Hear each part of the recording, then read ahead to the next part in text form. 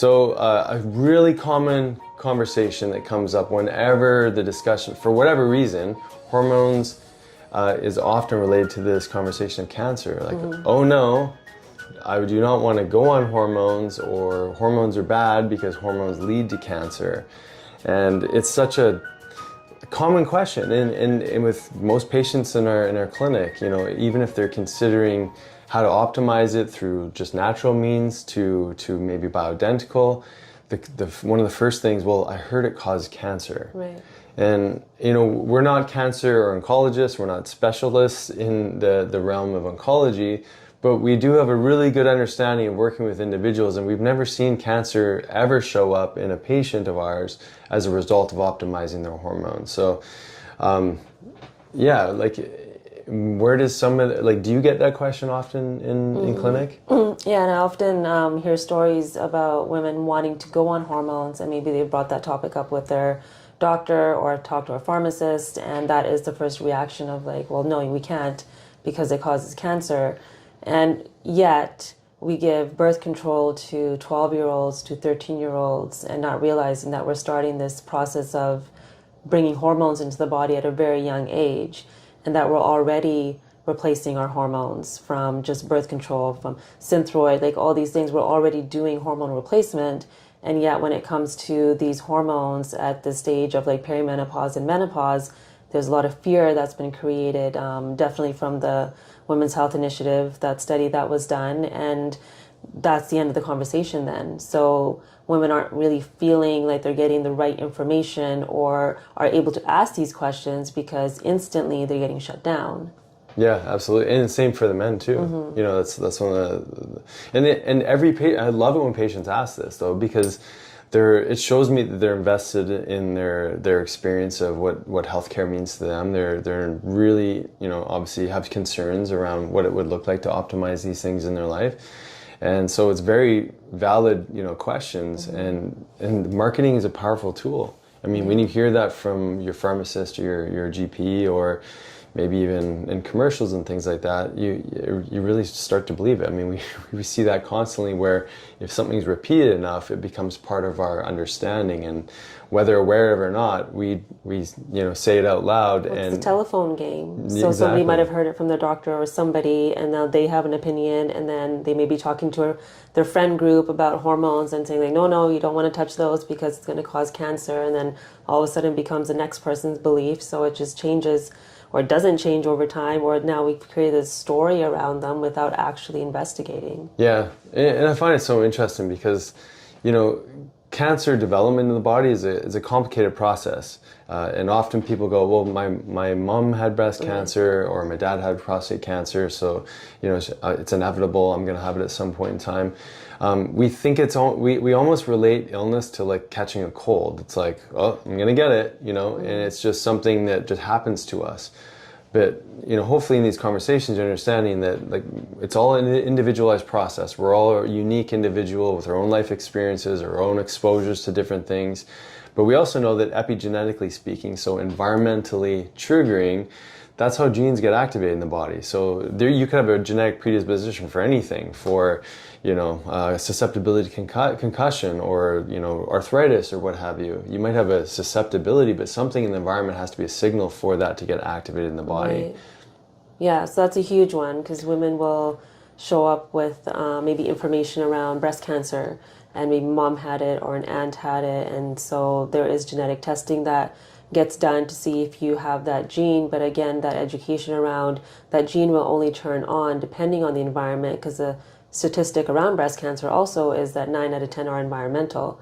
Only 1 out of 10 is genetic. So if we see that, and the statistic is 1 out of 2 women are going to have breast cancer in their lifetime, what are we going to work on? We're going to work on the environment. And it is through hormone optimization that the body gets to function in a way that it can relate to its environment, it can detoxify properly, our nervous systems are more settled. So we have to have the hormone conversation in that so we can optimize it, just because of the world that we live in today. Definitely, yeah. And if we just looked at the site of where hormones are active, they're active in the mitochondria, right? And so what are so many people suffering with in the world that we live in is mitochondrial dysfunction, which essentially means overwhelm on these little battery packs that live within our cells that are creating energy for us to heal, like creating energy for us to, detoxify, creating energy for us to have thoughts and have nerve conduction in our brain. So ultimately, because of environmental influence, things change in the genetic makeup of the mitochondria, which actually in cancer cells, they revert back to their archaic form of energy metabolism, which is fermentation. And so they are not going through the typical oxidative process, like breathe in the oxygen, take that oxygen to make, generate a tremendous amount of ATP. But when they revert back to their archaic mechanisms for energy production, they're making, maybe 10% of the same energy that you would through oxidative means. And so what that means essentially is that there has to be an inherent breakdown in our metabolic function and, toxic accumulation, chronic stress. There's lots of things that lead to tissue progression towards cancer development. And so all hormones really are, in a most superficial level, they have to get into the mitochondria to tell the mitochondria to increase their activity or increase their oxygenation or increase production, increase protein synthesis. They're just a delivery, they're a communication tool. And we say that to patients all the time. So can you have toxic levels of hormones? For sure. You can get way too much estrogen from pesticides and heavy metals. They're called xenoestrogens. They can really bioaccumulate in the tissues. There's a lot of hormone disrupting chemicals that are in our environments. So yeah, absolutely, you can get toxic exposure to too much hormone.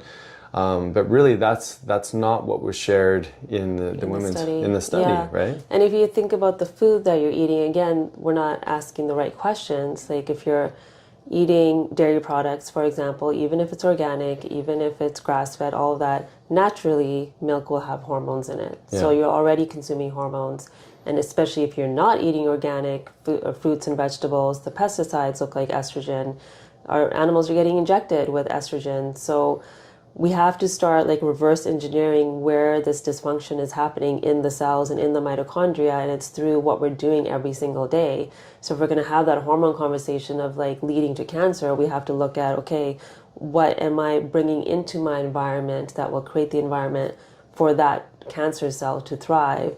And speaking to the mitochondria, we have so many of them in our ovaries. I think the number is 400,000. Yeah. There's so many, and I don't know if it's the same for the testes. High in sperm. those guys have to work really hard to Right. They need a lot of energy. Yeah. Yeah. Yeah. Okay, I don't know what I was saying. Okay, well you're saying the ovaries are a really big source of mitochondria. Exactly. So then that leads to more susceptibility for this toxic overload. Yeah. And so we have to look at that when we're looking at hormone replacement, when we're looking at that connection between hormones and cancer. So even when we're providing bioidentical hormones for patients, we're having these conversations around we have to clean the environment too for efficiency of uptake of those hormones. Definitely. So just to talk a few points, you can go to many different podcasts, many different lectures of people really breaking down the WHI, the Women's Health Initiative. But these are some things that I remember from that study that I think are really relevant. One is they basically took two groups of women postmenopausal. They put women that had a full hysterectomy or ovaries also no longer in the body. They put them on a form of progesterone called progestin, and then they put them on Premarin. Neither of those are bioidentical hormones, just so that's there. Non-bioidentical means that they're a pharmaceutical mixture or structure that is not identical to what our body inherently makes. So that's one aspect. And then the other group in that study were also postmenopausal women, but with ovaries intact, and they were given Premarin only, which is pregnant mare horse urine. Basically, the hormones are extracted from the urine. So these are the two groups that were studied. Again, women well past menopause. But it turned out that there was a slight increased relative risk in cancer in the progestin group. So the women that were added or that were given progestin, this progesterone-like molecule, there was a slight relative risk uptick. And here's the problem with relative risk, is it's not taking the full population. It's comparing the two groups to one another and fractioning it down to the smallest parts. So you might see 1 out of 100 or 1 out of 10 people and say there's a 10% increased risk factor for cancer production. But the problem in these huge studies is that we're not looking at that individual. Did that individual have cancerous cells beforehand? Was it the progestin that likely activated this trigger in that, in those very small amount of individuals? And so we're trying to like take that information, extrapolate that over to what we would call optimizing our hormone levels, not to a super physiological level, but within a physiological normal level. And using bioidentical versions or herbs or nutrition and things like that to optimize hormone function. And so we're kind of trying to compare apples to oranges in that, in using the information in Women's Health Initiative. But unfortunately, this is where so much of that understanding around it causes cancer. Because in the Premarin only group, there was a reduction in cancer, there was a reduction in strokes and other cardiovascular events. So there was actually better outcomes. And we've talked about this before, the role of estrogen in being an anti-inflammatory, having a profound effect on the brain and the cardiovascular tissue. We know that women are also more likely to have heart attacks and things like that post-menopause because estrogen drops. And so despite it not even being a bioidentical source, the Premarin has components of estriol, which are sort of like anti-estrogens or it's this full mixture of all these different estrogens that there's always checks and balances in our hormonal system. So there's three main forms of estrogen in women's body, or men's too, but estradiol, estrone, estriol. And so when you get that full mixture, like that was given in the Premarin, it had these checks and balances to keep things in check. Yeah, so I think this is where discernment comes in and really asking yourself those questions. What is my environment like? What are things that can contribute to dysfunction in my mitochondria? Reading more about hormones and understanding like how they work in your body and what's going to support your individual system, and not really just relying on that like one blanket statement that this equals this. Yeah, and that, you hit it there in the head, and that's like taking a generalized, overarching approach and trying to squeeze that idea or metaphor into the individual. And we're just so unique in how we develop, how we age, how we utilize our hormones, how we detoxify our environment, the health of our gut and our microbiome, and early childhood traumas and all sorts of things are contributing events to how we got to where we are now. Right? I think there's a book written about how cancer is actually a fungus. And how a fungal environment will contribute. Or parasitic or viral. It's everything, right? So there's so much information out there to look at, and because that is probably one of the scariest diagnoses someone can get.